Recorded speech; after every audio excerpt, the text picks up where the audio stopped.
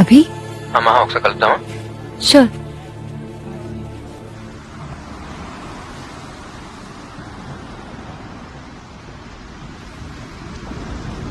హే, కరెక్ట్గా నేను కలుద్దాం అనుకుంటున్నాను, ఇంతలో నువ్వే కాల్ చేస్తావు. తెలిసిపోతుందా నీకు?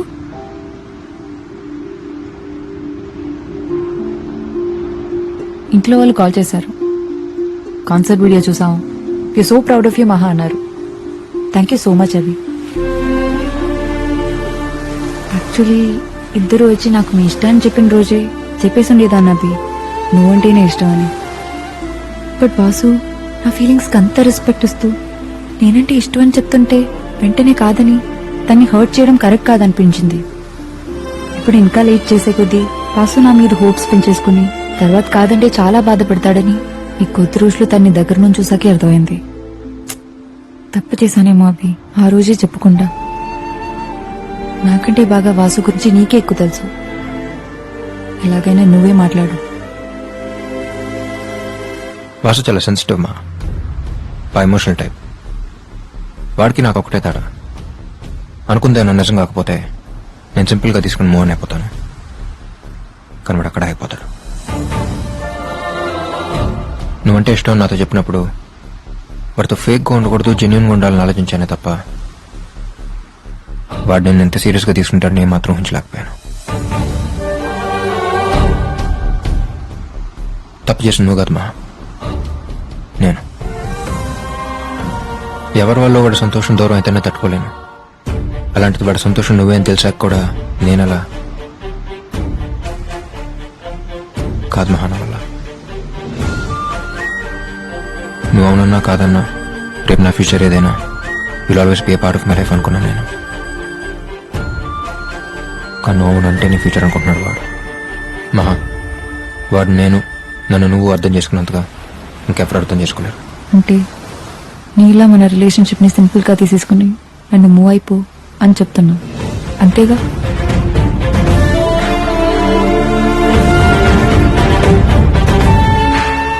సో డిసైడ్ అయ్యే వచ్చా. కలుద్దామని నువ్వు అడిగింది నా కోసం కాదు.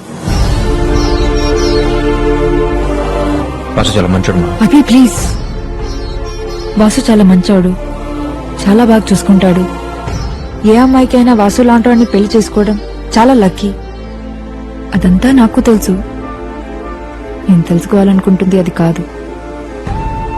ఇంకాసేపు మన గురించి మాట్లాడడం వల్ల నీ డిసిషన్లో చేంజ్ అయితే ఉండదుగా.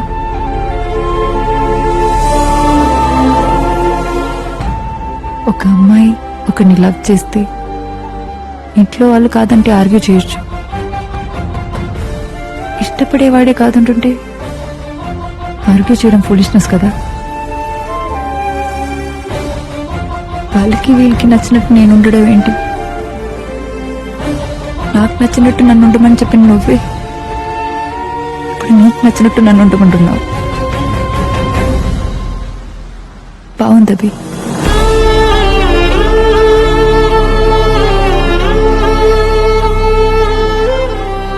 ఒకటి మాత్రం నిజం,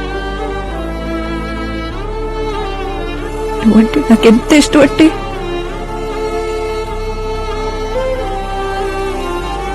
నీకోసం నిన్ను కూడా వదులుకునేంత.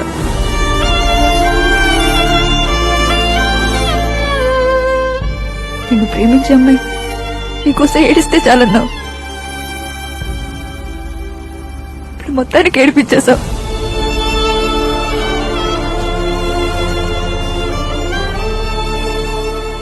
థ్యాంక్స్ అభి. ఫ్రెండ్ మహాబారు. ప్రేమించిన అమ్మాయి కంటే ఎక్కువ. చిన్నప్పుడు నీకు అమ్మ ఎక్కువ ఇష్టమా నాన్న ఎక్కువ ఇష్టం అని అడిగితే కాసేపు ఆలోచించుకుని అమ్మ అని చెప్పేవాడిని. ఇప్పుడు నువ్వు అడిగిన దానికి ఆలోచించక్కర్లేదు మా. వాడికంటే నాకు ఏది ఎక్కువ కాదు. ఒక ఫ్రెండ్గా ఈ విషయాన్ని సింపుల్గా తీసుకుని ఎప్పటిలాగా నువ్వు ఉండగలవేమో, కానీ నువ్వు నా కళ్ళ ముందున్నా ఏం జరగనట్టు మామూలుగా ఉండగలిగేంత సింపుల్ కాదవి నాకు నువ్వు.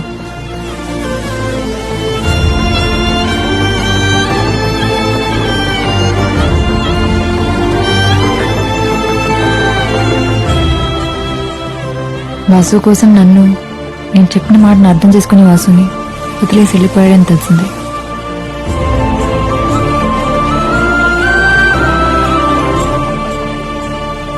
అభి వెళ్ళాక కొద్ది రోజులు కష్టం అనిపించింది.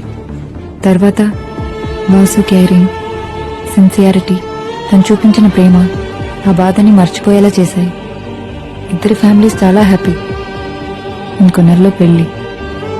అంతా బానే ఉంది. కానీ ఒక్క ప్రశ్న మాత్రం ప్రతి క్షణం నన్ను తరుముతూనే ఉంది. నేను అభిని ఇష్టపడిన విషయం వాసుతో చెప్పాలా వద్దా?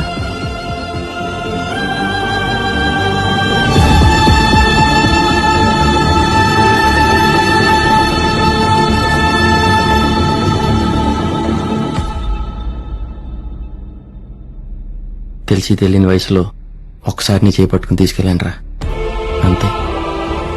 ఆ తర్వాత మన ఫ్రెండ్షిప్ ఇంప్రూవ్ చేసుకోవడానికి వచ్చిన ప్రతి అవకాశాన్ని నువ్వే తీసేసుకుంటే ఎలారా?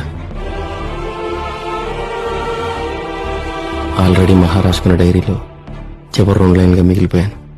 ఇప్పుడు ఇంకో అమ్మాయి జీవితంలో ఇంకో 2 లైన్లుగా మిగిలిపోవాలని వదిలేసి వెళ్ళిపోతున్నావా? చేసిన తప్పే మళ్ళీ చేస్తావేంట్రా? నీకోసం ఏం చేసినా తక్కువ అనిపిస్తుంది తప్ప తప్పు అనిపిస్తుంది.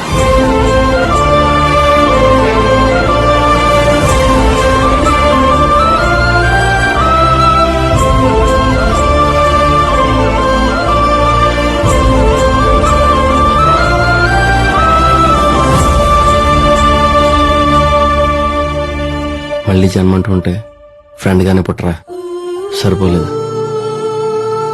ఆడంతటాడు ఏదో ఊహించుకుని వాగాడా తప్ప తన మీద నాకు ఎలాంటి ఫీలింగ్స్ లేవురా. తనకు నువ్వంటేనే ఇష్టం. ఎవరన్నారు ఇష్టం అని? అంత సీన్ లేదు. అయినా చెప్ప పెట్టుకుంటూ వెళ్ళిపోయేవాడి గురించి నేనెందుకు ఆలోచించాలి? వాటమ్మా, వాటర్ చేసమ్మా. మరి రింగ్ పెట్టింది, కళ్ళలోకి చూసింది, ఫారెన్ వెళ్ళిపోతామని అడిగింది, అదంతా ఏంటి? హ్యూమానిటీ అయ్యి ఉంటుందిరా. నువ్వు కూడా నా వాసు